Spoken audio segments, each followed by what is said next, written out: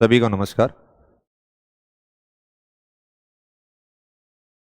जैसा कि आप देख पा रहे हैं, लैब असिस्टेंट भूगोल का जो पेपर 9 मई को हुआ, उसके संबंध में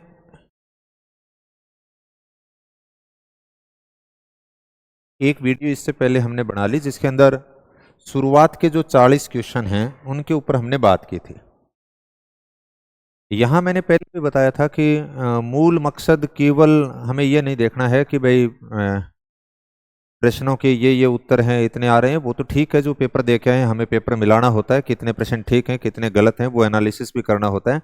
लेकिन यहाँ पर इस पेपर का मेरा जो विश्लेषण करने का जो मकसद है, आगामी जो अभी परीक्षा होने वाली है स्कूल लेक्चरर की, या फिर उसके बाद में जैसे सेट का आयोजन करवाने की गवर्नमेंट के द्वारा बात की जा रही है। वर्तमान में आप यूं कह सकते हो कि अभी आपका 20-25 दिन के बाद में स्कूल लेक्चरर का जो पेपर है, उसके अंदर ये लैब असिस्टेंट वाला किस प्रकार से सहयोगी हो सकता है। क्योंकि स्कूल लेक्चरर के अंदर भी आप देखोगे तो हमारा लगभग यूं कह सकते हो कि 50 प्रश्नों के आसपास 11th-12th की जो बुक के जो टॉपिक दिए गए हैं वो आते हैं और उन्हीं में से प्रश्न पूछे जाते हैं। तो इस पेपर से ऐसा लग रहा है कि भाई आपके कम से कम 40-50 प्रश्न हूबहू एनसीईआरटी में से बनने वाले हैं।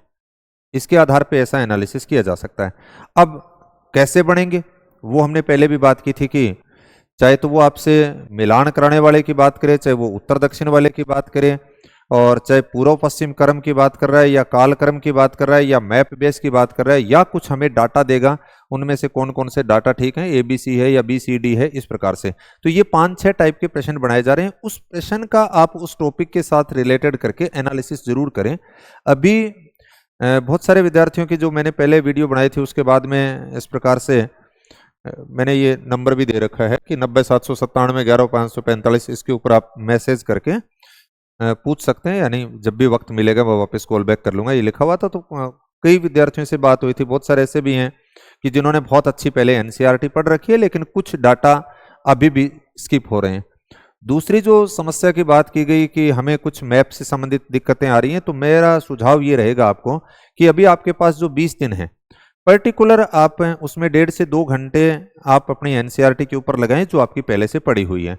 चाहे उसके अंदर आप लैंग्वेज की रीडिंग कर रहे हैं या फिर आप खासतौर से जो मानचित्र से बेस, मेरे विचार से एनसीईआरटी के आपके 8-10 प्रश्न मानचित्र बेस शायद स्कूल लेक्चरर के पेपर में हो सकते हैं। इस पेपर का जैसे हम अंदाजा लगाते हैं उसके बेस पे हमें मुझे ऐसा लगता है कि आपको भी इसी प्रकार के मैप वहां पर दिए जा सकते हैं एनसीईआरटी में से। तो एक बार आप मानचित्रों को अच्छे से अध्ययन करके जाएं तो हमें निश्चित रूप से फायदा होगा। तो आप बाकी जैसे अपना रिवीजन कर रहे हो उसके साथ में 1.5-2 घंटे का जो समय है वो नियमित अगले 20 दिन अगर आप एनसीईआरटी को देते हैं तो आपकी पहले से पढ़ी हुई है और कुछ चीजें आपकी बहुत अच्छी हो जाएंगी। ये जो टॉपिक जो आपके सिलेबस में लगे हुए, कुछ टॉपिक हो सकता है कि 11th-12th के एनसीईआरटी में से आपके सिलेबस में न हो, उसको आप एक बार छोड़ सकते हैं। जो टॉपिक आपके सिलेबस में है और यहाँ से अब प्रश्न पूछे गए हैं तो उनसे आपको एक सहारा मिल सकता है कि कैसे कैसे प्रश्न यहाँ से पुटअप किए जा रहे हैं। तो सबसे पहले पहला जो प्रश्न यहां पर जो दे रखा है, लो एस के निक्षेप और भारत में अवस्थिति की बात की गई है। इधर इस साइड के अंदर आप यहां पे देखोगे तो 12वीं क्लास की भारत लोग और अर्थव्यवस्था जो किताब है, चैप्टर नंबर 7, जहां पे लो एस की बात की गई है, उस जगह पे आप देखोगे तो आपको यहां पे मिलेगा कि किस किस जगह के ऊपर कौन कौन सा मिला। बोनाई सुंदरगढ़ की बात कर ली, दुर्ग के अंदर राजहरा की बात कर रहा है, किरूबुरा की बात करेंगे, और इसी प्रकार से सुंदरगढ़, मयूरभंज, यानी इन जगहों के ऊपर यहां से ये प्रश्न को बनाया। तो आप देखोगे सबसे पहले गुरु महिसानी की अगर बात करते हैं तो गुरु महिसानी मयूरभंज के अंदर आ गया, और फिर उसके बाद में दूसरा किरूबुरा की अगर बात करें तो आप देखें केंदुझार के अंदर आ जाएगा, और फिर इसके बाद में आ गया आपका बोनाई। बोनाई की बात करेंगे, केंदुझार नहीं करेगा, ये सिंहभूम के अंदर करेगा। बोनाई यहाँ पे आपका दे दिया इसने, सुंदरगढ़ की बात कर ली, और राजहरा 4 नंबर के अंदर आ गया, बालोदिया दुर्ग की बात कर रखा है। किरूबुरा के अंदर अगर आप देखते हो तो यहाँ पे जैसे केंदुझार लिख रखा है लेकिन यहाँ ओब्लिक करके सुंदरगढ़ और केंदुझार की बात की गई है। तो बोनाई जो है वो सुंदरगढ़ है, इसलिए हमने इसके विकल्प के तौर पे यहां आपके सामने जो ऑप्शन दे रखे हैं उसमें यही बैठेगा कि बोनाई के अंदर सुंदरगढ़। फिर बचा किरुबुरा, तो फिर उसके लिए ऑप्शन के तौर पे यानी पश्चिमी जो सुई भूम वाला एरिया है उसको डिफाइन करोगे तो ये आएगा एग्जैक्ट, इस एक शब्द को छोड़ करके बाकी यहां से दिया है, तो ए विकल्प हम इसके अंदर कर लेंगे। फिर उसके बाद में नेक्स्ट अगला जो प्रश्न आप देखिए, ये भी सेम एनसीईआरटी की हूबहू लाइनें दे रखी हैं वैसी की वैसी, जैसे कुछ भी नहीं बदला, कुछ क्लिष्टता जरूर की गई है हिंदी के अंदर शब्दों में। सबसे पहले आप देखोगे द्वितीयक अथवा तृतीयक क्रियाकलापों की बजाय कृषि प्रत्यक्ष भूमि पर अधिक आश्रित है, यह कथन दिया है कथन कारण के प्रश्न के अंदर। देखो, द्वितीयक और तृतीयक आर्थिक क्रियाओं की अपेक्षा कृषि पूर्णतया भूमि पर आधारित है, इसका मतलब यह स्टेटमेंट तो हमारा राइट है। दूसरा देखा आपने कारण के अंदर, ग्रामीण क्षेत्रों में भूमि स्वामित्व की सामाजिक महत्ता होती है तथा यह साख और प्राकृतिक आपदाओं के लिए सुरक्षा कारक की भूमिका निभाता है। यहां पे आप देखो क्लास 12 के अंदर जो दिया है भारत में कृषि भू उपयोग की अगर बात करें तो वहां पर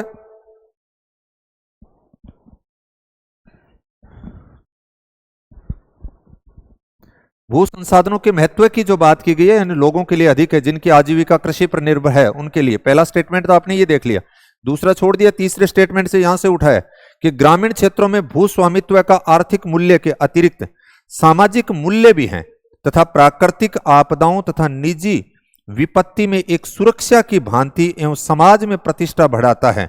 कौन?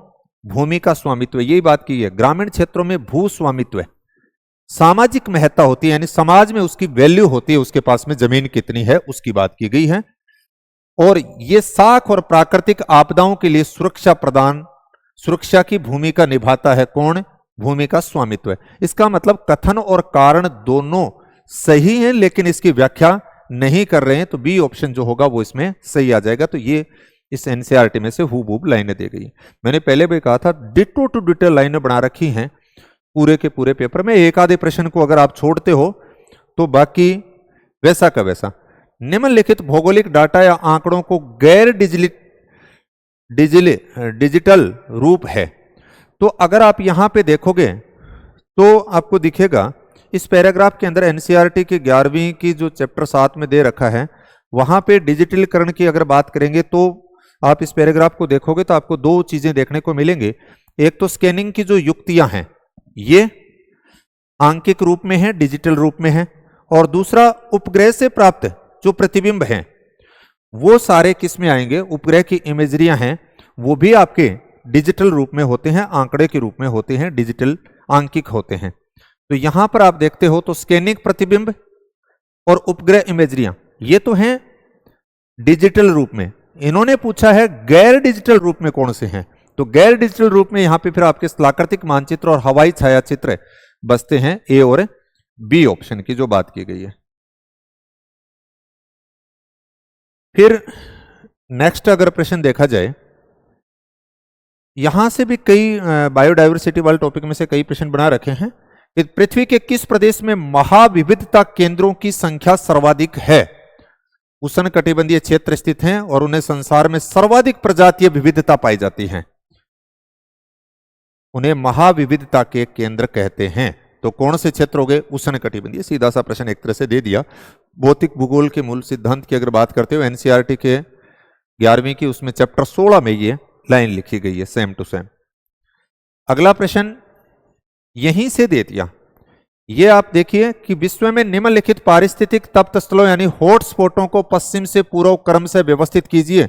यहां से बनाया है इसने, ये एनसीईआरटी के अंदर ये डायग्राम दे रखा है और उसमें आप देखोगे सेंट्रल अमेरिका की उच्च भूमि पश्चिम से पूर्व की इस प्रकार से बात कर रहा है। 1 नंबर पे ये आ गया।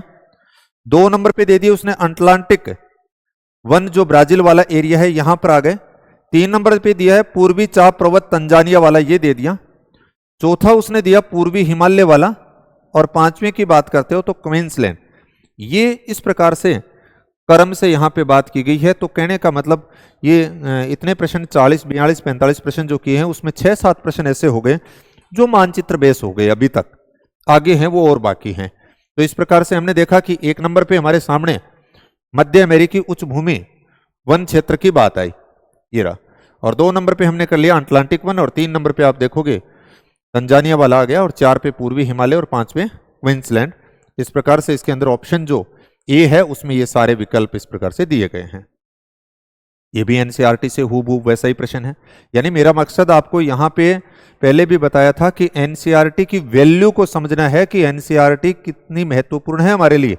नेट के अंदर भी प्रश्न आते हैं, अन्य जो एग्जाम आप अदर स्टेट के दे रहे हो उसमें भी एनसीईआरटी की वैल्यू है, और अभी तक भी आपने बहुत अच्छे से नहीं पढ़ा है तो घबराएं नहीं। अगले 15-20 दिन के अंदर जितनी आप चीजों को इसमें से ठीक देख सकते हो जरूर देख करके जाएं। ऐसा हड़बड़ाहट न हो कि मैंने तो पहले बहुत अच्छी नहीं देखी इसलिए मुझे तो अब मैं क्या करूं, ऐसा भी नहीं सोचना। ज्यादा चिंता करने की जरूरत को नहीं है, काम कर लो जितो अधिकतम आपने उसके। अफवाह तंत्र की बात आ गई, ये सारे के सारे स्टेटमेंट यहां से दिए। वही पहला, गंगा अफवाह तंत्र के संदर्भ में निम्नलिखित में से कौन से कथन सत्य हैं? गंगा नदी का उद्गम गोमुख के पास गंगोत्री ग्लेशियर से होता है, यहां से लिखा है। ये नदी यानी गंगा नदी तंत्र की बात की है 12वीं-11वीं क्लास की भारत भौतिक पर्यावरण के अंदर चैप्टर 3 के अंदर लाइनें लिखी गई पैराग्राफ से हूबहू। आपके पास भी किताब भी, आप खुद भी जरूर देखना एक बार किताब में से कहां कहां से दे रखे हैं। ये नदी उत्तराखंड राज्य के उत्तरकाशी जिले में गोमुख के निकट गंगोत्री हिमनद से 3900 मीटर की ऊंचाई से निकलती है। हालांकि स्कूल लेक्चरर के अंदर अफवाह तंत्र वाला टॉपिक नहीं है तो इसके लिए ज्यादा चिंतित न हो अभी। तो ये कथन आपका ठीक है, गंगा नदी का उद्गम गोमुख के पास गंगोत्री ग्लेशियर से है, इसका मतलब ये बात ठीक है। दूसरी आप देखोगे देवप्रयाग में भागीरथी अलकनंदा से मिलकर के गंगा बनाती है। देवप्रयाग में भागीरथी अलकनंदा से मिलती है और इसके बाद में गंगा कहलाती है, इसका मतलब सेकंड स्टेप है वो भी ठीक है। तीसरा दिया है रुद्रप्रयाग में पिंडार नदी अलकनंदा से मिलती है, नहीं, अलकनंदा की अन्य सहायक नदी पिंडार यहां पे बात की गई है जो इसे कर्णप्रयाग में मिलती है, तो रुद्रप्रयाग में नहीं मिलती। छोटा सा शब्द में बदलाव करके गलती करवाने की कोशिश की गई, इसका मतलब ये स्टेटमेंट गलत है। यमुना गंगा की सबसे लंबी सहायक नदी है, यहां पे आप देखोगे यमुना गंगा की सबसे पश्चिमी और सबसे लंबी सहायक नदी है। और फिर एक स्टेटमेंट दिया है तो इसका मतलब डी भी ठीक है। सोन नदी गंगा के बाएं तट से मिलने वाली प्रमुख सहायक नदी है, इसमें भी छोटा सा बदलाव कर दिया। देखो सोन इसके दाहिने किनारे पर मिलने वाली प्रमुख सहायक नदी है, दाहिने की जगह इसमें क्या लिख दिया बाएं। तो बहुत सारे विद्यार्थी तो ऐसे जो प्रश्न हैं उनके अंदर गलती ऐसी हुई हो दाएं बाएं ध्यान ही नहीं रखते, सीधा ऐसे सोन नदी गंगा के ठीक है, ये भी ठीक है, ये भी ठीक है, इस प्रकार से गलतियां हो जाती हैं। पेपर हॉल में गलती होने का ज्यादा चांसेस जो है, बाहर है तो फिर ज्ञान झाड़नो सो रो है। तो यहां पे आपने देखा कि ये स्टेटमेंट भी गलत हो गया, तो ए बी और डी, ए बी और डी, बी ऑप्शन के अंदर ये सारे दे रखे हैं। तो सारी की सारी लाइनें हूबहू लाइनें उठा रखी हैं। अब अगला प्रश्न आप देखिए कि आपदा निवारण निम्नलिखित में से कौन कौन से उपाय शामिल हैं। इस पे मुझे तो थोड़ा सा डाउट लगा, बाकी उन्होंने किस बेस पे इस प्रश्न को बनाया है वो अलग बात है। यहां पे आप देखोगे 11वीं क्लास की भारत भौतिक पर्यावरण चैप्टर 7 के अंदर आपदा निवारण से संबंधित कुछ चीजें लिखी हैं। इसमें आप देखोगे कि आपदा निवारण और प्रबंधन की 3 अवस्थाएं बताई हैं कि आपदा से पहले क्या कर सकते हैं, आपदा के समय क्या कर सकते हैं और आपदा के बाद में क्या कर सकते हैं। तो यहां पे आप देखोगे कि आपदा के बारे में आंकड़े सूचना एकत्र करना, आपदा संभावित क्षेत्रों का मानचित्र बनाना, आपदा की योजनाएं बनाना, एक तरह से आप यूं कह सकते हो जोखिम का मूल्यांकन करेंगे, उसकी योजनाएं बनाएंगे, ये सारी एक तरह से भी कितना जोखिम हो सकता है उसकी प्लानिंग की बात कर रहा है। यहां पे आप देखोगे कि राहत कार्य जैसे आपदाग्रस्त क्षेत्रों में लोगों को निकालना, आश्रय स्थल निर्माण, राहत कैंप, जल भोजन आदि की व्यवस्था करना, इसका मतलब राहत वितरण की भी बात की गई है। अब यहां पे अगली बात आती है कि मुआवजे के लिए इन्होंने अलग से कुछ नहीं लिख रखा। ये अगर देखें तो स्ट्रक्चरल उपाय जो है ए ऑप्शन की अगर बात करते हो, ये इनके साथ में कहीं बैठ नहीं रहा है। यहां पे आप देखोगे आपदा के पश्चात आपदाओं से निपटने के लिए क्षमता निर्माण पर ध्यान केंद्रित किया जाता है कि भी प्रभावित लोगों को बचाया कैसे जाए, उनकी पुनर्वास कैसे किया जाए।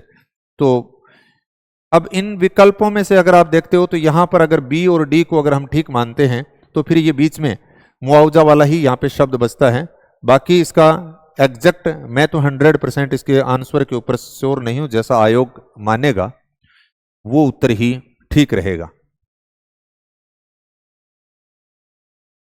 फिर उसके बाद में अगला, भारतीय अपवाह तंत्र के संदर्भ में सही कथनों की पहचान कीजिए। नर्मदा अपना मार्ग बार बार बदलने के लिए कुख्यात है, नहीं। आप यहां पे देखोगे लिखा है कोसी नदी, जिसे बिहार का शोक कहते हैं, अपना मार्ग बदलने के लिए कुख्यात रही है। इसका मतलब पहला स्टेटमेंट तो गलत हो गया, नर्मदा नहीं है, कोसी है। दूसरी, कोसी नदी को झारखंड का शोक कहते हैं। अभी हमने यहां पे इसी एक ही लाइन में से दो प्रश्न बना दिए। कोसी नदी को बिहार का शोक कहते हैं, इसका मतलब झारखंड का शोक नहीं है, यह स्टेटमेंट भी गलत है। गोदावरी सबसे बड़ा प्रायद्वीपीय नदी तंत्र है, यहां पे लिखा है देखो, गोदावरी सबसे बड़ा प्रायद्वीपीय नदी तंत्र है, इसका मतलब ये स्टेटमेंट भी ठीक है। कोसी नदी एक पूर्ववर्ती नदी है, कोसी एक पूर्ववर्ती नदी है जिसका स्रोत तिब्बत में माउंट एवरेस्ट के उत्तर में है, तो इसका मतलब कोसी नदी एक पूर्ववर्ती नदी है। और सी और डी इसके ऑप्शन क्या हो गए, ठीक हो गए। तो यहां से दे रखे हैं नदी वाले दो, देख ली हमने यहां पे प्रश्न एक ही टॉपिक में से। अगला, ये जो प्रश्न दिया है, एक साइड में भू आकृतिक दे रखे हैं, एक साइड में विशेषताएं दे रखे हैं। इसमें आप देखोगे तो 11वीं की एनसीईआरटी में से बनाया गया है। एक भृगु की विशेषता दी है, एक पठार की दे रखी है, एक शंक्वाकार पहाड़ी की दे रखी है, घाटी की दे रखी है। देखो यहां पे शंक्वाकार पहाड़ी के संदर्भ में इन्होंने, ये आप जो देख रहे हो, ये बनाया है।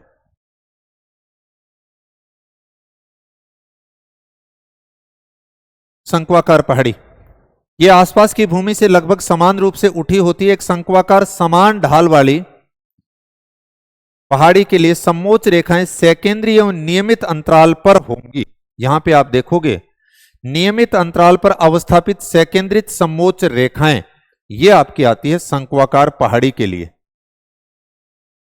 फिर उसके बाद में अगर आप देखें, ऊपरी ऊपर जैसे भृगु दे रखा है, उसकी बात अगर हम देखें तो पार्टी आ गया भृगु, ये देखो, ये भृगु का नीचे चित्र बना दिया। और यहां पे आप ये देखिए कि ये अत्यधिक तीव्र ढाल या खड़े पार्श्व वाली भू आकृतिक है। अत्यधिक तीव्र ढाल और खड़े पार्श्व वाली भू आकृति है, ये आ गई। ये यहां पे पीछे स्टेटमेंट में आप देखोगे, आपको मिलेगा यहां पे बहुत तीक्ष्ण अथवा लगभग भू आकृतिक, ये भृगु की बात कर दी। फिर उसके बाद में पठार के बारे में देखना। पठार एक विस्तृत चपटा उठा हुआ भाग जिसकी ढाल अपेक्षाकृत पार्श्वों पर खड़ी होती है, जो आसपास के मैदान या समुद्र से ऊंची होती है, पठार कहलाती है। पठार को दर्शाने वाली समोच्च रेखाएं सामान्यतः किनारों पर पास पास और भीतर की ओर दूर दूर होती हैं। देखो किनारों पर ये पास पास हैं और भीतर के एरिया के अंदर ये दूर हैं, यहां पर ये दूर हो गया।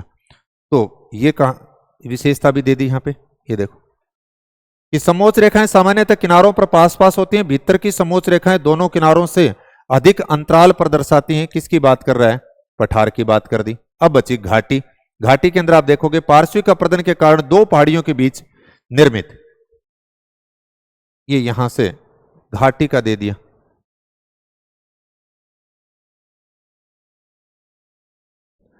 ये दो पहाड़ियों या कटकों के बीच की भूमि का निम्न क्षेत्र है। अब घाटी के अंदर वी आकार की घाटी, यू आकार की घाटी, वो अलग बात है, लेकिन यहां तक की विशेषता दी है। तो ये चारों इस प्रकार से हम इनके अंदर उत्तर जो सुमेलित होगा, ये बी के अंदर ऑप्शन में दे रखे हैं, तो ये घाटी की आ जाएगी। तो ये ऐसा दे दिया। प्रैक्टिकल में से हो गया, ये थाने भी यही पूछेगा। ये भी एनसीईआरटी 11 की प्रायोगिक के अंदर दे रखा है, 7.6 चित्र में दिखा रखा है, यानी 7वें टॉपिक के अंदर ये सीधा सा प्रश्न ही दे दिया। भूस्थितिक उपग्रह अंतरिक्ष में निम्नलिखित ऊंचाइयों में से लगभग कितनी प्रस्थापित होते हैं, तो आप देखोगे 36,000 किलोमीटर। ये देखो भूस्थितिक उपग्रह, ये उपग्रह अंतरिक्ष में लगभग 36,000 किलोमीटर ऊंचाई पर स्थापित होते हैं। वैसे भी बहुत बार प्रश्न पूछा गया है, ये भी रिपीट भी है प्रश्नों का। अब अगला, ये इसकी लैंग्वेज थोड़ी सी क्लिष्ट बनाने की कोशिश की गई है। प्रश्न सेम यहां एनसीईआरटी की इन्हीं लाइनों में से है, ये जो आप देखोगे। हालांकि हम अपना इतनी गौर करके पढ़ना को नहीं, ऊपर कर चला जाऊं। निम्नलिखित दूर संवेदक संवेदकों के संबंध में सही कथनों का पहचान कीजिए। इनमें एक काम तो ठीक है, सारा सही सही करवा रखे हैं, नहीं तो बीच में गलत भी करवा लें, दो सही दे दें दो गलत दे दें। अपनी एक आदत पड़ी हुआ है, आप कड़कड़ा के पढ़ा जगह सही अब छांट लिया तो उत्तर में भी बह भर दें। तो वो भी थोड़ा सा ध्यान रखना कि वो सही की बात करें या गलत की बात करें। या ऐसे भी लिख सकते हैं असत्य नहीं है, इसका मतलब सत्य कथन की बात कर रहे हैं। एक संवेदक विद्युत चुंबकीय विकिरण संकलित करता है और उन्हें संकेतकों में बदलता है। रिमोट सेंसिंग की बात कर रहा है। देखो, संवेदक वह युक्ति या उपकरण है जो विद्युत चुंबकीय विकिरण या ऊर्जा को एकत्रित करते हैं और उन्हें संकेतकों में बदलते हैं। पहला स्टेटमेंट यहां से दिया, इसका मतलब ये ठीक है। दूसरा देखो, कैमरा छायाचित्र यानी फोटोग्राफी अथवा गैर फोटोग्राफी संवेदक का एक उदाहरण है। आप देखोगे कि संवेदकों को दो वर्गों में विभाजित किया गया है, एक फोटोग्राफी और एक फोटोग्राफी रहित। तो यहां पर भी बात की गई है कि जो कैमरे की बात करते हो, फोटोग्राफी संवेदक कैमरा किसी फोटोग्राफी और संवेदक दो प्रकार की बात कर ली। कैमरा छायाचित्र फोटोग्राफी है, ए और डी छायाचित्र तथा गैर फोटोग्राफी छायाचित्र संवेदक का एक उदाहरण है। फोटोग्राफी छायाचित्र, ठीक है, फोटोग्राफी संवेदक। और तीसरा जो स्टेटमेंट यहां पे दिया है, स्कैनर गैर छायाचित्र संवेदक का उदाहरण है। तो यहां पे आप स्कैनर की जो बात कर रहे हो वो गैर छायाचित्र का नहीं है, यहां इसमें दे रखा होगा संवेदक स्कैनर के नाम से। कहां पे दिया है इसमें, फोटोग्राफी संवेदक किसी भी लक्ष्य बिंदु को आ जाएगी गैर हाँ, फोटोग्राफी रहित गैर संवेदक आ गया, स्कैनर गैर छायाचित्र आ गया। फोटोग्राफ रहित यानी फोटोग्राफ सहित की बात नहीं की, फोटोग्राफ रहित संवेदक किसी लक्ष्य प्रतिबिंब को पंक्ति दर पंक्ति के रूप में प्राप्त करते हैं और यह संवेदक स्कैनर के नाम से जाना जाता है। यानी स्कैनर जो है वो फोटोग्राफी संवेदक का उदाहरण है, गैर छायाचित्र का उदाहरण कर दिया। फिर उसके बाद में लिखा है, एक छायाचित्रक संवेदक प्रतिबिंब को बिट दर बिट यानी पंक्ति दर पंक्ति के रूप में प्राप्त करता है। तो यहां पे आप देखोगे फोटोग्राफ रहित संवेदक किसी लक्ष्य को प्रतिबिंब को पंक्ति दर पंक्ति के रूप में प्राप्त करता है। तो यहां पे तो एक छायाचित्र संवेदक की बात की गई है। ये देखो, फोटोग्राफ संवेदक किसी भी लक्ष्य बिंदुओं को एक क्षण विशेष में उद्भासित कर अभिलेख कर लेता है। दूसरी ओर फोटोग्राफ रहित, तो ये फोटोग्राफ रहित की बात नहीं की गई है, एक छायाचित्र यानी लैंग्वेज को क्लिष्ट किया गया। तो ये शब्द भी हमारा क्या है, गलत दे रखा है। तो यहां पर ए बी और सी ये इस जगह से संवेदक से प्रश्न को बनाया। फिर उसके बाद में नेक्स्ट जो आप देखोगे कि निम्नलिखित में से सीधी सी लैंग्वेज दे दी कि ये परिभाषा दी है, मानव भूगोल मानव समाज और धरातल के बीच संबंधों का संश्लेषित अध्ययन है। रेटजेल की बात आ गई, फ्रेडरिक रेटजेल का।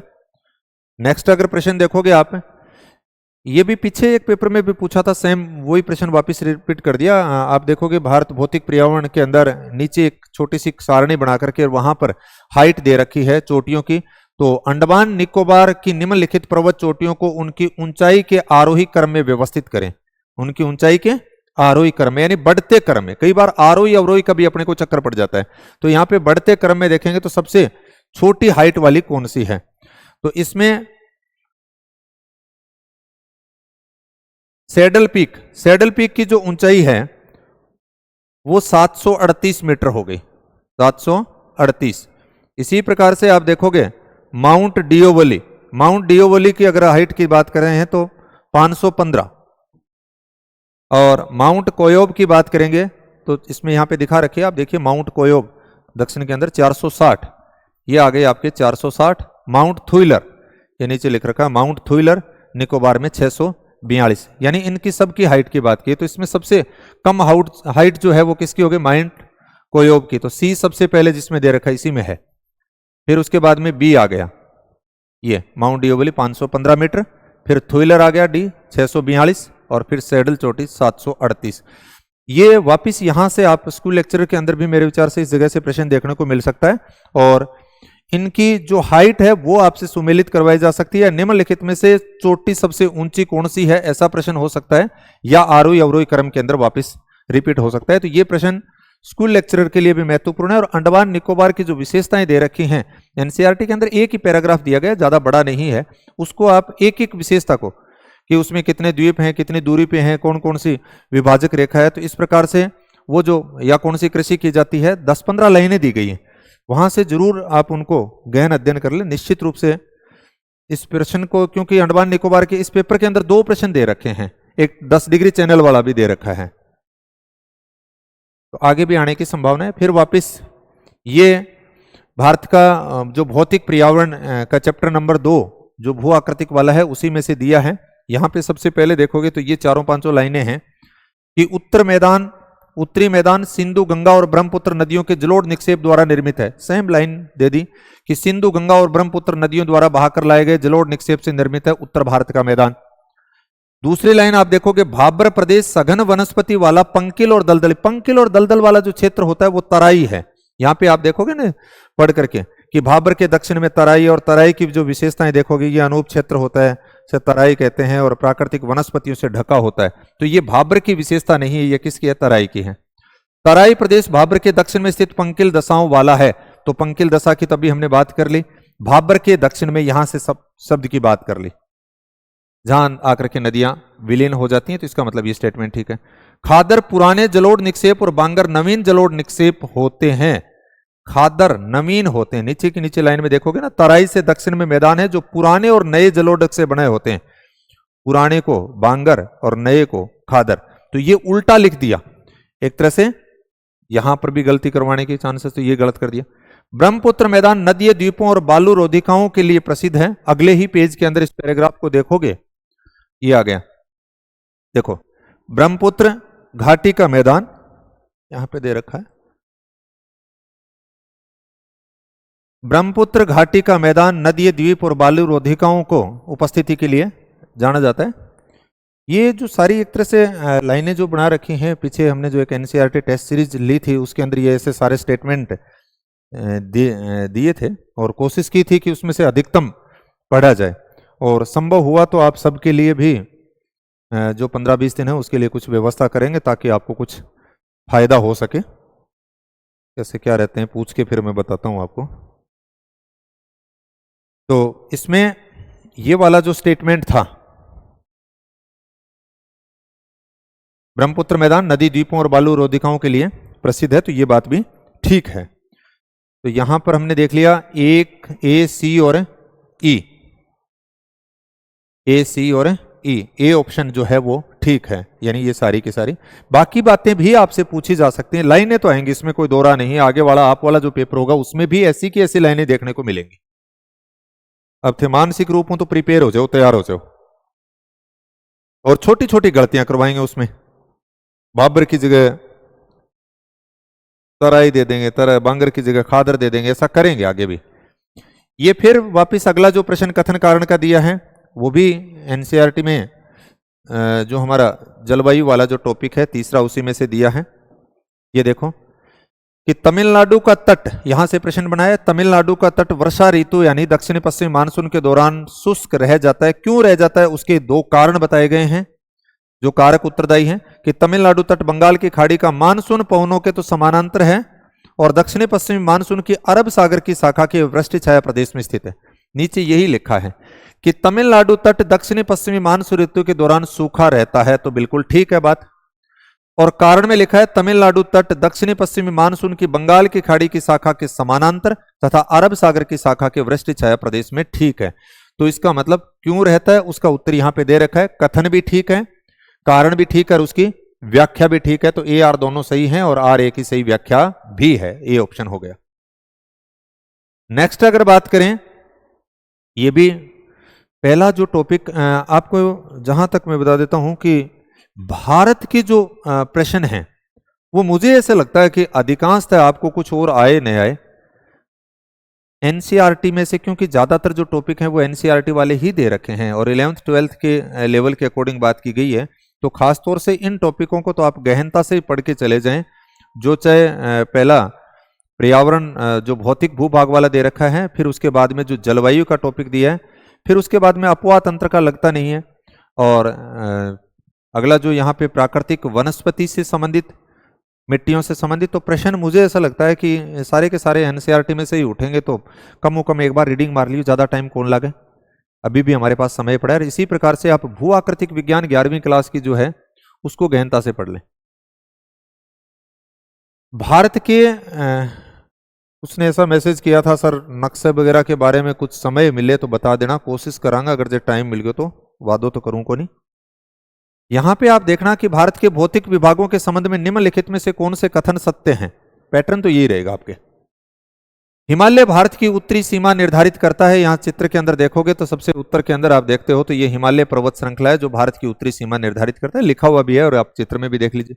हिंदकुश और सुलेमान पर्वत भारत के उत्तर पश्चिम भाग में स्थित हैं, तो ये आपकी सुलेमान रही, ये हिंदकुश रही, तो भारत के उत्तर पश्चिम भाग में स्थित हैं, तो ये बात भी ठीक है, ए ठीक है, बी भी ठीक है।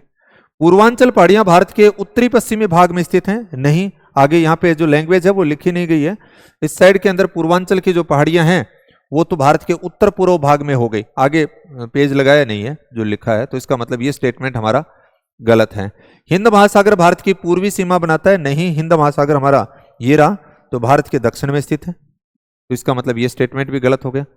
मरुस्थली बालू का क्षेत्र राजस्थान में पाया जाता है, तो ये भारतीय मरुस्थल वाला जो राजस्थान का हिस्सा है, तो यहां पर इसके बारे में लिखा है, तो मरुस्थली बालू का क्षेत्र राजस्थान में पाया जाता है, ये ठीक है। तो ए बी और ई, ए बी और ई इसमें दे रखे हैं, सी ऑप्शन के अंदर। फिर उसके बाद में अगले आप जो देखेंगे ये यहां से कथन कारण का बनाया, पहले भी पेपर के अंदर आया और वापस इसको बना दिया बहुत बार कि देखो, पहली यहां क्षोभ मंडल के बारे में जो बात की गई है, कथन कारण का प्रश्न दिया है। क्षोभ मंडल की मोटाई आप देखोगे,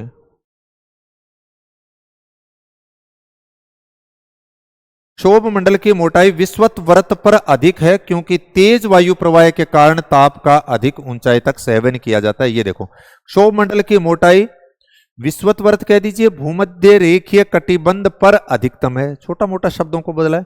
क्यों है? क्योंकि भूमध्य रेखीय कटिबंध पर प्रबल सेवनीय धाराएं कार्यशील होती हैं, इसके कारण, यानी सेवन धाराएं अधिक होती हैं और इसी के कारण। तो कथन भी ठीक है, कारण भी ठीक है और उसकी व्याख्या भी ठीक है, तो ये ए ऑप्शन के अंदर ही दे रखा है। अगला जो प्रश्न है उसके अंदर डिटेल में आप देखोगे तो यहां पर मानव भूगोल का जो चैप्टर 6 है उसमें दिया गया है। आपको अगर एक ऑप्शन आ रहा है तो भी यहां पे काम चल जाएगा एक तरह से। देखो कि जो संगठनात्मक ढांचे की बात की गई, ये देखो संगठनात्मक ढांचा, संगठनात्मक ढांचा अत्यधिक विशिष्टीकरण और श्रम विभाजन के, यानी आधुनिक निर्माण की विशेषताएं बताई हैं संगठनात्मक ढांचे के अंदर। आधुनिक निर्माण की विशेषताएं, एक जटिल प्रौद्योगिकी यंत्र है, अत्यधिक विशिष्टीकरण एवं श्रम विभाजन के द्वारा कम प्रयास एवं अल्प लागत से अधिक माल का उत्पादन करना। तो यहां पे आप देखोगे संगठनात्मक ढांचा, तो संगठनात्मक ढांचे के अंदर हम देखें डी के अंदर श्रम विशेषीकरण और श्रम विभाजन, और ये एक में ही दे रखा है, डी में 4 और किसी में नहीं है। फिर बाकी इसी प्रकार से ए के अंदर देखेंगे दो उत्पादन की विधियां, मानकीकृत सामानों का वृहद पैमाने पर उत्पादन, यंत्रीकरण के अंदर आएगा, तो आप देख लेंगे बी के अंदर 3 उपकरणों और संचालन का उपयोग और तकनीकी नवाचार, गुणवत्ता नियंत्रण के लिए शोध और विकास, ये इसमें से दे रखा है, ये दे रखा है। यंत्रीकरण के अंदर आ गए मशीनों का प्रयोग करना, ऐसे ही 2 आगे शब्द और दे रखे हैं, तो ये भी हूबहू वहीं से हो गया। ये प्रश्न मुझे ऐसा लगता है कि वापस यहां से स्कूल लेक्चरर के अंदर प्रश्न बनने की संभावना पूरी है, क्योंकि आप देखोगे आपके प्राचीन मध्यकालीन और आधुनिक नगरों का एक टॉपिक दे रखा है और उसमें शायद हो सकता है कि यही एग्जाम्पल वापस यहां से उठाए जा सकते हैं। देखो ये एनसीईआरटी के अंदर आप देखोगे तो आपके सामने ऐसे मिलेगा, प्राचीन नगरों के कुछ उदाहरण दिए हैं, एक साथ में ही दे दिए कुछ। यहां पे आप देखोगे प्राचीन नगर, प्राचीन नगर इसमें वाराणसी, पाटलिपुत्र यानी प्रयाग, इलाहाबाद या पाटलिपुत्र, पटना और मदुरई देश के प्राचीन नगरों में से कुछ अन्य उदाहरण है, तो 3 कम से कम आप ये नाम जरूर याद रखें। दूसरा, मध्यकालीन नगरों के अंदर यहां जो दे रखे हैं जैसे दिल्ली, हैदराबाद, जयपुर, लखनऊ, आगरा, नागपुर, ये मध्यकालीन नगरों के उदाहरण है। फिर आधुनिक नगर के अंदर कुछ उदाहरण यहां पे जो दिए गए कम से कम आप उतने याद कर लें। मुख्य नगरों के अंदर देखें तो मुंबई आ गया, चेन्नई आ गया, कोलकाता अपनी पकड़ मजबूत, ये आप यूं कह सकते हो आधुनिक नगर के उदाहरण बता दिए। और स्वतंत्र प्राप्ति के पश्चात अनेक नगर प्रशासनिक केंद्र जैसे चंडीगढ़, भुवनेश्वर, गांधीनगर, दिसपुर इत्यादि हैं। तो यहां पर जो दिए स्वतंत्रता प्राप्ति के बाद का दिया चंडीगढ़, आधुनिक नगर के अंदर इन्होंने उदाहरण दिया कोलकाता का, और मध्यकालीन नगरों के अंदर दे दिया हैदराबाद, और प्राचीन नगर के अंदर दे दिया वाराणसी। तो यही प्रश्न एक तरह से ऐसा था कि भारत के निम्नलिखित नगरों को प्राचीन, मध्यकालीन, ब्रिटिश और स्वतंत्रता के बाद के नगरों को क्रम से व्यवस्थित कीजिए। इनको आगे पीछे भी दिया जा सकता है ऐसे कि पहले ब्रिटिश काल लिखा जा सकता है, प्राचीन लिखा जा सकता है, मध्यकाल लिखा जा सकता है, तो उसको भी देख ले। कई बार हो सकता है वापिस इसी प्रश्न को दे दें और यहां से एक शब्द को उठा करके मध्यकाल वाले को इधर कर दिया, ब्रिटिश वाले को अपन कर्म लागेड़ा हुआ रट्टे के गेड़ा हुआ, कई बार उत्तर कहेंगे तो वही आसी। तो यहां पे आप देखें तो प्राचीन के अंदर कौन सा आ गया, वाराणसी आ गया एक नंबर पे। फिर हमने देखा मध्यकाल का उदाहरण है जो बात की, बी आ गया हैदराबाद। ब्रिटिश नगर की बात की, सी आ गया कोलकाता। और स्वतंत्रता के बाद के नगर की बात की, चंडीगढ़ आ गया। तो A B C D, D के अंदर दे रखे। नेक्स्ट अगर प्रश्न देखा जाए, ये भी यहां से एनसीईआरटी में से वही सेम लाइनें उठा करके इस प्रश्न को बना दिया। पंचम क्रियाकलाप की बात की गई है। पंचम क्रियाकलाप वाले हैं उनको स्वर्ण कोलर कहते हैं, ये बात आप सबने पढ़ी है। और ये खास तौर से आप यूं कह सकते हो परामर्शदाता या नीति निर्माता, या हम यूं कह सकते हैं कि कार्यकारी अधिकारी, जो व्यवसायिक वरिष्ठ व्यवसायिक कार्यकारी अधिकारी होते हैं। तो यहां पे क्या दिया, पंचम क्रियाकलापों को हीरक या डायमंड कोलर पेशा कहा जाता है। डायमंड कोलर नहीं है भाई, गोल्डन कोलर है, यानी स्वर्ण कोलर वाले हैं। तो इसका मतलब ये स्टेटमेंट ही गलत कर दिया। अब एक स्टेटमेंट था ना गलत आ गया तो दूसरों अगर नया आवे तो भी सही होगा, क्योंकि इनमें तो ऐसा है नहीं कितने सही है। दूसरा क्या बचा, पंचम क्रियाकलापों में उच्च कौशल युक्त वरिष्ठ कार्यकारी होते हैं, बिल्कुल ठीक है। परामर्शदाता हैं और नीति निर्माता हैं, ये यहां पे लाइन लिखी गई है। तो इसका मतलब कथन तो गलत है और कारण ठीक है। इस टॉपिक में से भी आप प्राथमिक, द्वितीयक, तृतीयक, चतुर्थक, पंचम जो क्रियाकलाप हैं एनसीईआरटी के अंदर जो बातें लिख रखी हैं, एक बार जरूर उसको रिवीजन कर लें। निश्चित रूप से मुझे ऐसा लगता है कि ऐसा ही आपके कथन कारण का या फिर स्टेटमेंट देकर के आपसे प्रश्न वापिस से पूछा जा सकता है। तो अपन तो अभी अगला जगह 15-20 दिन है, बा खातरा प्लानिंग देख के चालो कि ए प्रश्न आपने लिए किया ठीक काम कर सकें बैठे। एकला पेपर निकलवा लो, जगह पेपर नहीं दियो उस पेपर का प्रिंट आउट ले लें, एनसीईआरटी को साथ में ले लें। और एनसीईआरटी के अंदर ये जब देखोगे तो इनके आसपास की ऊपर नीचे की चीजें भी आपको दिख जाएंगी। एक दिन में चाहे न हो, धीरे धीरे भी अगर करेंगे तो भी हो जाएगा। ये भी प्रश्न फिर वापस एनसीईआरटी में से ही दिया है। यहां पे आप देखोगे 12वीं की जो लोक अर्थव्यवस्था चैप्टर नंबर 5 के अंदर यहां से प्रश्न 2-3 बार बना लिया है। पीछे भी मैंने क्लास में भी बताया था कि खरीफ और रबी की फसलों की बात की गई है।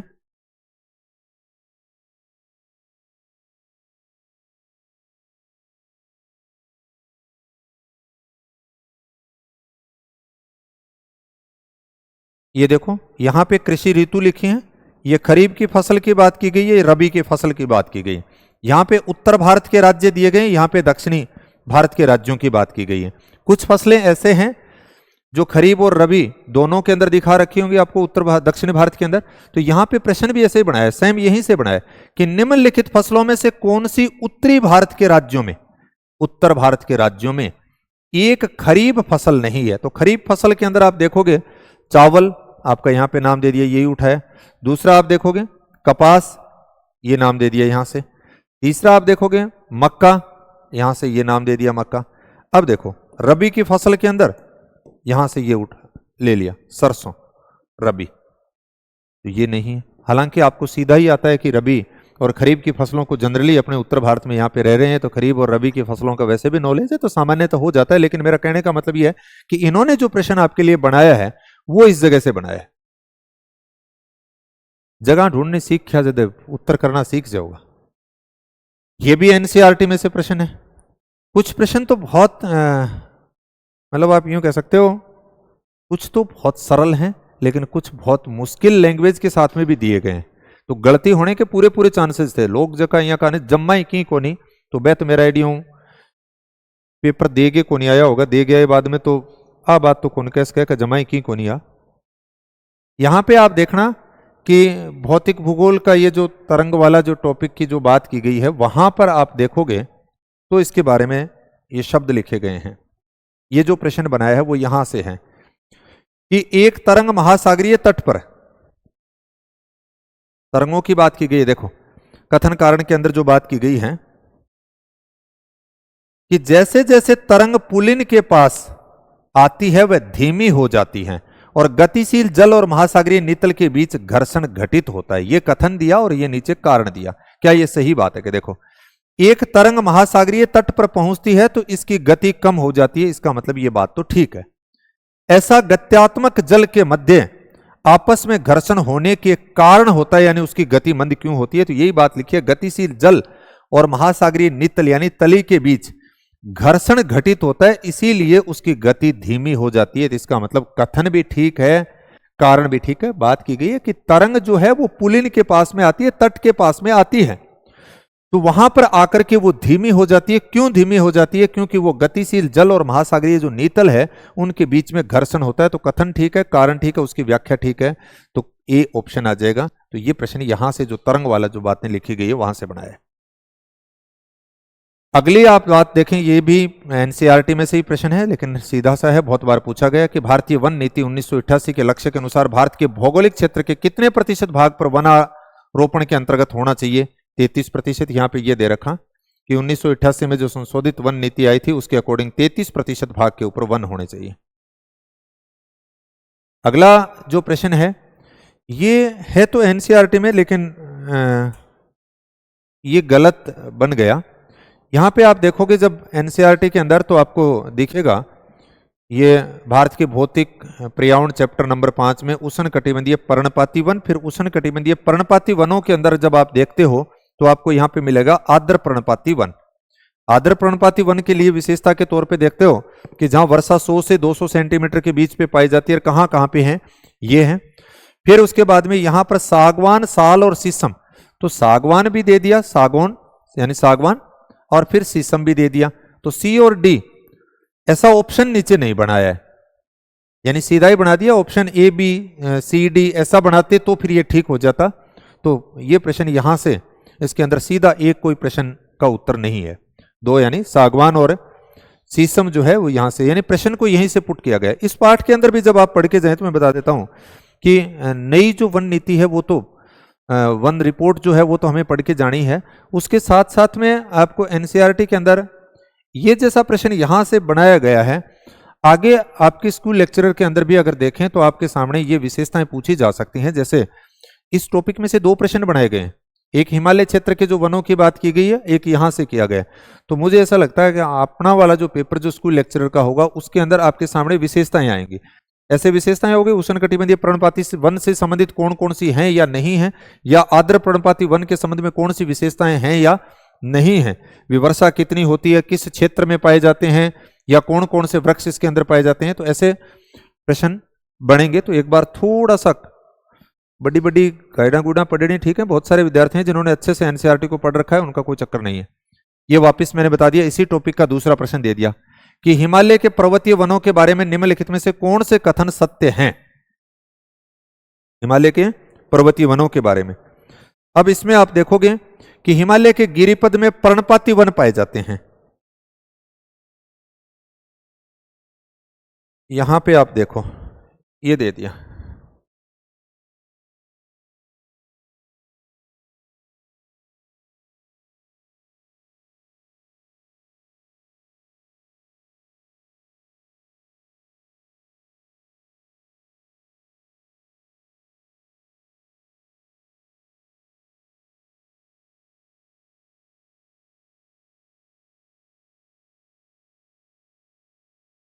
पहली लाइन यहां से ली गई है, सारे के सारे हूबहू लाइनें उठा रखी हैं। हिमालय के गिरिपद में पर्णपाती वन पाए जाते हैं, इसका मतलब ये लाइन ठीक है। निम्न ऊंचाइयों में मास और लाइकेन पाए जाते हैं, निम्न ऊंचाइयों पर मास और लाइकेन पाए जाते हैं। यहां पे आप देखोगे मास और लाइकेन की बात करते हो तो कहीं पे लिख तो रखा था इसमें, ये रहे कि अधिक ऊंचाई पर मास और लाइकेन पाए जाते हैं। ये कह रहा है कि निम्न ऊंचाई पे मास और लाइकेन, इसका मतलब ये कथन गलत है। 3000 से 4000 मीटर के बीच मुख्यतः ओक और चेस्टनट पाए जाते हैं। ये आप पैराग्राफ यहां से चेंज हुआ है, आप इसमें देखोगे तो यहां ऐसे लिखा हुआ है, ये अलग पैराग्राफ है, यहां से ऊपर ये लाइन ऐसे लिखी हुई है 3000 से 4000 मीटर की ऊंचाई पर सिल्वर, फर, जूनिपर, पाइन, बर्च ये पाए जाते हैं। लेकिन ये बात कर रहा है ओक और चेस्टनट की, इसका मतलब ये भी नहीं है। हिमालय के उच्च चारागाह ऋतु प्रवास के लिए गुज्जर तथा बकरवाल जैसी जनजातियों द्वारा प्रयोग किए जाते हैं। ये रहा कि ऋतु प्रवास करने वाले समुदाय जैसे गुज्जर, बकरवाल, गड्डी, भूटिया इन चारागाहों के पशु चारण के लिए भरपूर प्रयोग करते हैं। इसका मतलब ये स्टेटमेंट आपका ठीक है। तो ए और डी यहां पे आ गए, डी ऑप्शन के अंदर दे रखा है, ये सही है। पेपर लंबा था, इसमें कोई दो राह नहीं है, कहीं तो पढ़ता पढ़ता थक गया पेपर, नहीं, हालांकि अच्छे मेहनत करके बनाए गए, इसमें कोई दो राह नहीं है। ये फिर अपवाह तंत्र का तीसरा प्रश्न आ गया। अपवाह तंत्र के शायद 4 प्रश्न दे रखे थे मेरे विचार से एक ही पार्ट में से। भारत में प्रायद्वीपीय जबकि एनसीईआरटी ठीक पढ़ी नहीं, बिंगो सिलेक्शन हो जाएगा लैब असिस्टेंट में, ठीक के पढ़ी, क्योंकि सारा सवाल ही बैठे हुए, और कला संस्कृति के प्रश्न जो है वो पीछे जो आए हुए हैं वही रिपीट है। अब देखो, भारत में प्रायद्वीपीय अपवाह तंत्र के बारे में निम्नलिखित में से कौन से कथन सत्य हैं? मंजरा नदी गोदावरी नदी की सहायक नदी है, सबसे पहले ये देखना है। यहां पे आप देखोगे, अब गोदावरी की सहायक नदियों की अगर बात करें,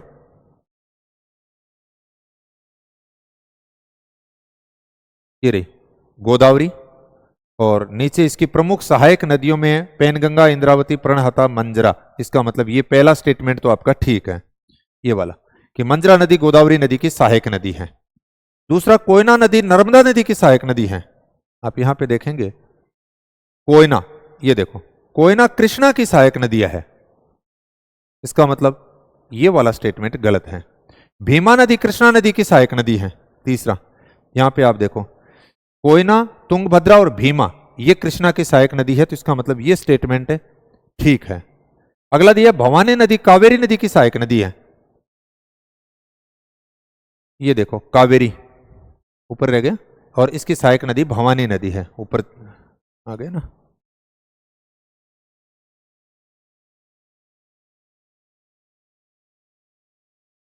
अच्छा, यहां पे आ गया कावेरी नदी, और इसकी सहायक नदी के अंदर हमने देख लिया भवानी, तो ये भी ठीक है। ये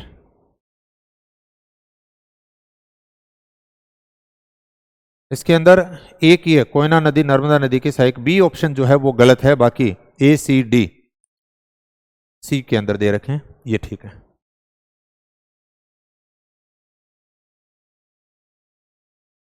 अगला फिर वापिस एनसीईआरटी में से हूबहूब वैसी की वैसी लेना है, और कि नहीं कौन गए।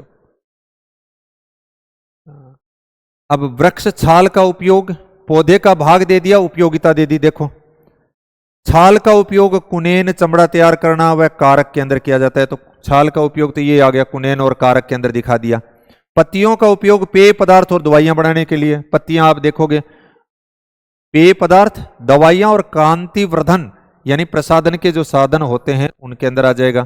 दृढ़ फल या नट आगे दे रखा है, दृढ़ फल को भोजन और तेल बनाने के लिए किया जाता है, तो दृढ़ फल की बात करें भोजन और तेल के अंदर आ गया। वृक्ष तना, रबड़ और रेसिन, ये देखो पेड़ के तने का उपयोग रबड़, बालाटा, गोंद व रोल बनाने के लिए, तो ये रखा रबड़ और रोल, ये वृक्ष तना आ जाएगा। इस प्रकार से ये सारे के सारे ए ऑप्शन में दे रखे हैं, तो ये भी एनसीईआरटी में से वैसा का वैसा सवाल है। अब ये भी वापस एनसीईआरटी में से दे रखा है, भौतिक भूगोल का चैप्टर नंबर 4 में। यहां 4 स्टेटमेंट दिए हैं। पहला जो स्टेटमेंट आप देखोगे कि उष्मा बजट की बात की गई है, वापस भी यहां से सवाल बनाया जाएगा, देख लेना इस टॉपिक में से। प्रवेशी सौर विकिरण और बहिर्वायु पार्थिव विकिरण के मध्य संतुलन होता है। वैसे तो बजट का मतलब होता है लेखा जोखा, और यहां पे लेखे जोखे की बात है उष्मा से संबंधित, जो सूर्य से आया कितना और वापस कितना गया उसके ऊपर बात की गई है। तो प्रवेशी सौर विकिरण जो प्रवेश कर रहा है सूर्य का विकिरण और बाहर जा रहा है पार्थिव विकिरण के मध्य का संतुलन है, तो ये पहली पहली लाइन आपको यहां पे देखने को मिलेगी। देखो,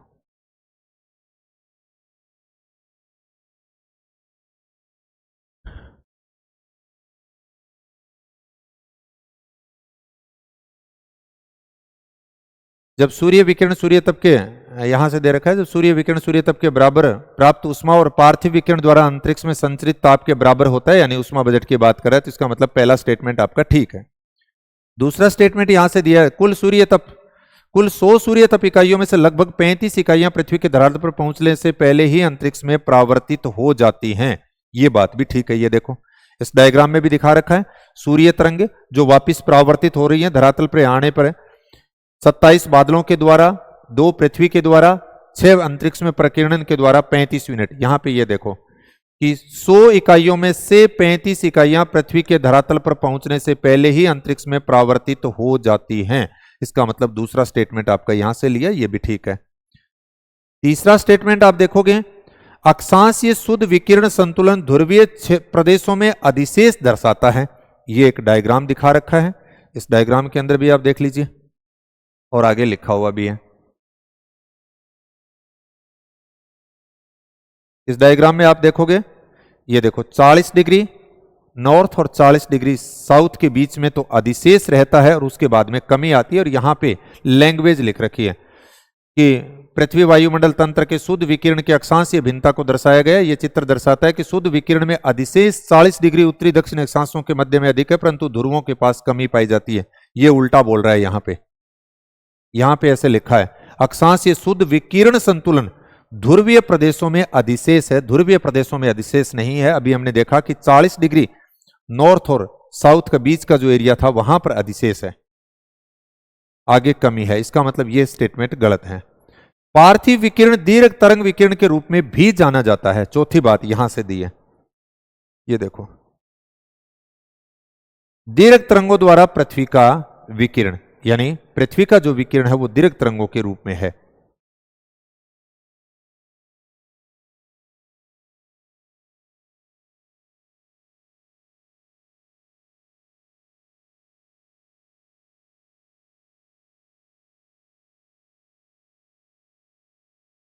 तो ये तो चारों स्टेटमेंट आपने यहां पर बातें देख ली, तो इसका मतलब इस सी को छोड़ करके बाकी ठीक है, ए बी और डी जो इसमें दे रखे हैं बी ऑप्शन के अंदर। बढ़िया सवाल बनाए है, एनसीईआरटी ने ठीक पढ़ाना कोशिश कर रही है ऊपर ऊपरों। एक तो मैंने यह कहो बोलो मैंने तो एनसीईआरटी सारी आवे, लेकिन 8 मैंने यह लगे मैंने आवे को नहीं एनसीईआरटी, वास्तव में गहनता से नहीं पढ़ती तो ऐसा लगेगा। ये अगला जो है वो भी सारी की सारी वही ITC-Z की बात की गई है, हेडली सेल की बात की गई है, फेराल सेल की बात की गई है, एक निम्न वायुदाब केंद्र के चतुर्धिक परिसंचरण की बात की गई है। ये चित्र में दिखा रखे हैं, आप देखोगे यहाँ पे ITC-Z वाला अंतर उष्ण कटिबंधीय क्षेत्र यानी भूमध्य व्रत के पास में आ गया। फिर इसके बाद में उपोष्ण कटिबंध वाला जो एरिया है वहां पर आप देखोगे उष्ण कटिबंध के अंदर हेडली सेल आ जाएगा, फिर मध्य अक्षांश वाला जो होगा उसमें फेरल आ जाएगा। और निम्न लैंग्वेज इन्होंने यहां से ली है, ये देखो, एक तो ये लिया है निम्न दाब के क्षेत्र, ये लिया है एक निम्न दाब के क्षेत्र चारों तरफ पवनों का परिक्रमण चक्रवातीय परिसंचरण कहलाता है। ये आ गया चक्रवात, एक निम्न वायु केंद्र के चतुर्धिक परिसंचरण, तो ये बात तो इस लाइन से ले ली।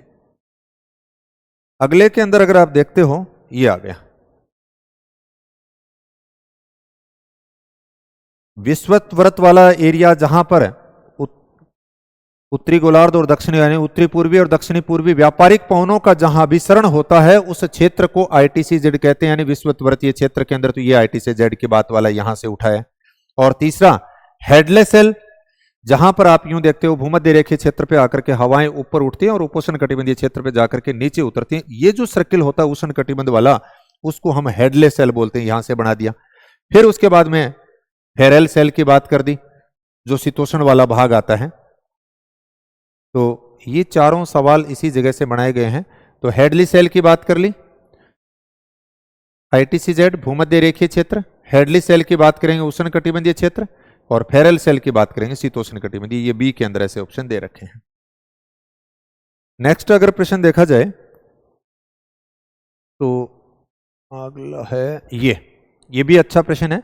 और यहां से भी मैं बता देता हूं कि स्कूल लेक्चर के अंदर इस टॉपिक में से भी पिछले दोनों पेपरों के अंदर भी बनाए गए, यहां से भी इस बार भी बनने की संभावना है प्रश्न। और यही आप एक बार एनसीईआरटी में जितनी बात दे रखी है उनको जरूर अभी भी पढ़ लें, क्योंकि पहले आपकी पढ़ी हुई है, चाहे किसी के भी नोट्स भी होंगे उनके अंदर भी ये लिखी हुई है, फिर भी एक बार सरसरी नजर मार लो, कोई दिक्कत को नहीं। हालांकि मैंने नोट्सों में इनमें से अधिकांश बातें इंक्लूड करने का प्रयास किया है, ऐसी कोई बात नहीं है। आप वहां पर पढ़ोगे आपको हूबहू ये लैंग्वेज भी मिल जाएगी, क्योंकि वही एनसीईआरटी की लैंग्वेज है वहां पर भी। लेकिन डायग्राम वगैरह सारे उसमें नोट्स में संभव नहीं है, इसलिए कम से कम जिनके पास नोट्स हैं वो एक बार डायग्राम काफी बनाने के प्रयास किए गए हैं, लेकिन फिर भी एक बार आप जो एनसीईआरटी के अंदर जितने भी चित्र दे रखे हैं उन सब चित्रों को जरूर देख लें, यानी आधा घंटा स्पेशल अगले 10 दिन आप जो डायग्राम है उनके ऊपर लगाएं, निश्चित रूप से आपके पेपर के अंदर प्रश्न ठीक होंगे। अब ये बात देखो, ओस कब बनती है कथन कारण के अंदर? ओस तब बनती है जब घास की पत्तियों और पेड़ों की पत्तियों जैसे ठंड स्थानों पर जल की छोटी छोटी बूंदें बन जाती हैं।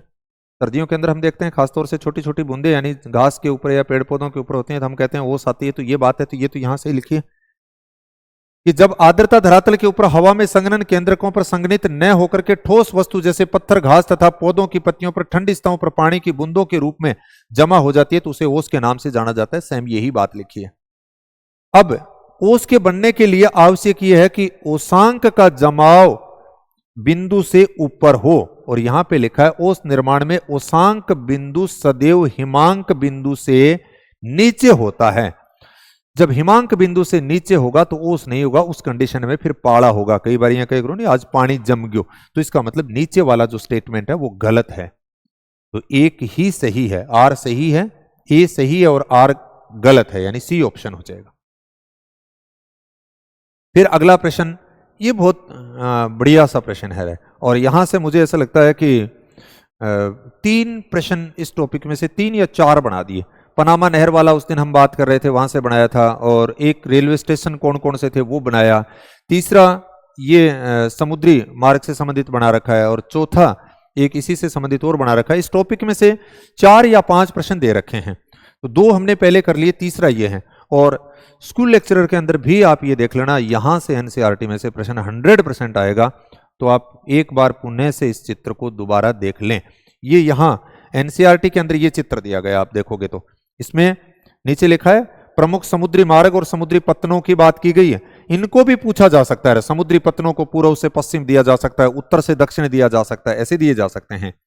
और यहां पे प्रमुख समुद्री मार्ग की बात की गई थी कि इन्होंने करवाया था कि उत्तर से दक्षिण ये समुद्री मार्ग दिए हैं। देखो, निम्नलिखित जल परिवहन मार्गों को उत्तर से दक्षिण क्रम में व्यवस्थित कीजिए। याकोहामा से वैंकूवर, सिडनी से ओकलैंड, मेलबोर्न से मोंटवीडियो, संघाई से होनोलुलु, सिंगापुर से पनामा, 5 दे दिए।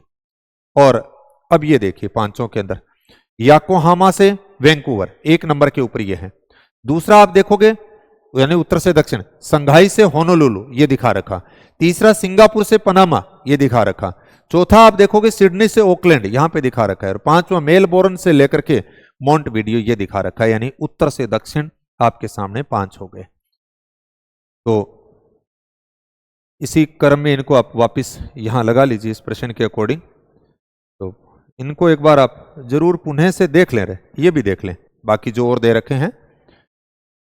पर्टल हार्बर से लंदन की बात कर रखी है, न्यूयॉर्क से लंदन की बात करोगे, या न्यूयॉर्क से केप टाउन की बात कर लेंगे, इनको भी यहां से करवाया जा सकता है, तो आप ये देख लें। सैन फ्रांसिस्को से यहां पे बात कर रखी है, ये देखो ऐसे, तो इनको जरूर देख करके जाएं वापिस से। चाहे वो समुद्री पत्तन है, चाहे आप यूं कह सकते हो अन्य जो जल मार्गों की बात करें, यहां से पीछे हमने देखा था कि एक एयरपोर्ट यानी हवाई अड्डों की जो बात कर रखी थी, बिल्कुल पास पास के थे, उनको पूछ रखा था। तो इस टॉपिक में से 5 प्रश्न दिए थे, तो हो सकता है आपको 5 नहीं आए, लेकिन 2 प्रश्न 3 प्रश्न आपके सामने यहां से वापस देखने को मिल सकते हैं। अगला यही आ गया वापिस इसी एनसीईआरटी में से, ट्रांस साइबेरियन रेल मार्ग से संपर्क लिंक यहां पे दे रखा है, ये देखो ओडेसा यूक्रेन, कैस्पियन तट पर यहां पे देखोगे बालू लिख दिया, बांकू आ जाएगा, ताशकंद उज्बेकिस्तान, उलान बटेर मंगोलिया, रोनियान मुकदेन चीन की बिंजिंग की ओर जाते हैं, ये बनाया है। देखो ओडेसा, ओडिशा के अंदर अगर आप देखोगे यहां पे लिखा है यूक्रेन, बड़ा कर देते हैं,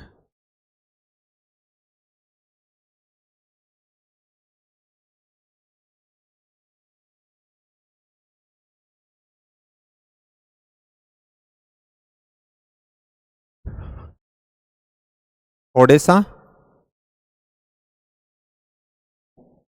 यूक्रेन। यानी ट्रांस साइबेरियन रेल मार्ग से जो संपर्क वाले हैं, इनको भी आपसे पूर्व से पश्चिम क्रम में भी पूछा जा सकता है, संपर्क मार्गों को भी। ट्रांस साइबेरियन रेल मार्ग, जो बाकी जो रेल मार्ग हैं उनके ऊपर आप, मैंने पहले भी बात की थी कि आप ये ध्यान रखें, पूर्व से पश्चिम के जो स्टेशन है उनकी बात की जा सकती है, या ऐसे भी दिया जा सकता है कौन कौन सा स्टेशन किस किस से संबंधित है। यानी महत्वपूर्ण पार्ट है ये, और पक्को आओगे प्रश्न। ओडेसा आपने देख लिया, यूक्रेन। फिर उसके बाकू कैस्पियन तट की बात कर ली, मुकदेन चीन की बात कर ली, ताशकंद उज्बेकिस्तान की बात कर ली। ये सारे दे रखे हैं, कैस्पियन बाकू, ताशकंद उज्बेकिस्तान और मुकदेन चीन आ गए यहां से। तो ये ऑप्शन ए में दे रखा है। नेक्स्ट जो प्रश्न है, ये प्रश्न में भी बना रखा है, पहले भी आ गया, और यहां से मैंने कहा था कि इस भौतिक भूभाग वाले टॉपिक में से 3-4 प्रश्न पूछ लिए हैं। इस प्रश्न को आप देखें कि 10 डिग्री चैनल निम्नलिखित में से किन 2 द्वीपों को अलग करता है। तो अंडमान और निकोबार की अगर बात करते हैं, 10 डिग्री चैनल अंडमान निकोबार को कौन सा जल क्षेत्र अलग करता है? तो 10 डिग्री। 1 मिनट अंकुश है, किताब दी मैंने, 1 मिनट, एनसीईआरटी दी। एक बात और भी करी जाए, वो भी मैंने थोड़ी सी गलती लग गया यार।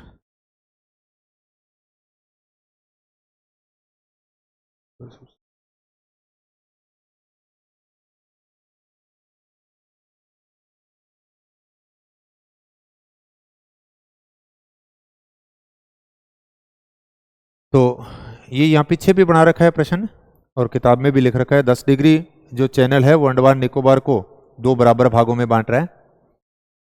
बी ऑप्शन के अंदर दे दिया। अगला जो प्रश्न है ये भी सीधा ही एनसीईआरटी में से दे रखा है, भारत के सीमागत क्षेत्र से निम्न में से कितने सामुद्रिक मील का विस्तारित है? तो आप देखोगे भारत का सीमा अंतर्गत क्षेत्र आगे समुद्र की ओर 12 समुद्री मील, लगभग 21.9 किलोमीटर। ये 21.9 भी पूछा गया, एक समुद्री मील का भी पूछा जा सकता है, यानी कितने इंच होते हैं।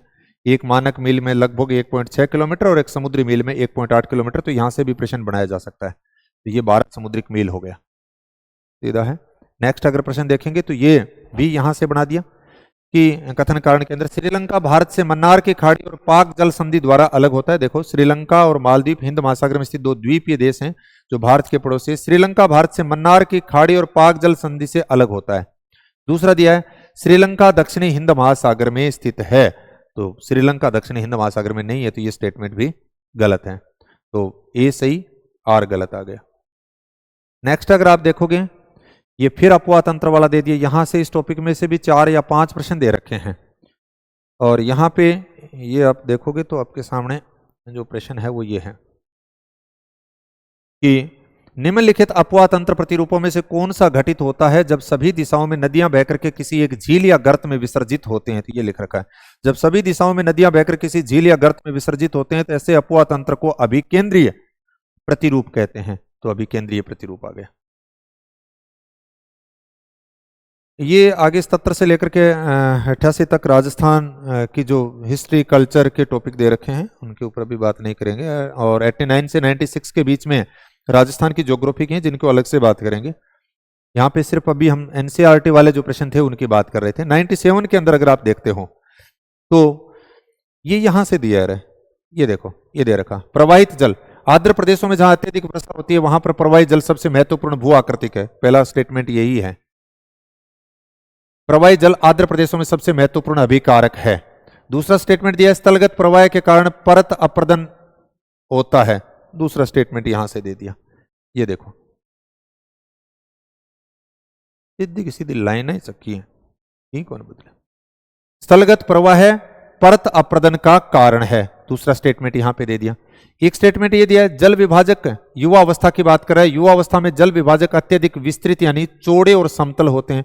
उन्होंने ऐसे दे दिया संकरे और खड़े होते हैं। दूसरा ये स्थलगत प्रवाह के कारण परत अप्रदन होता है।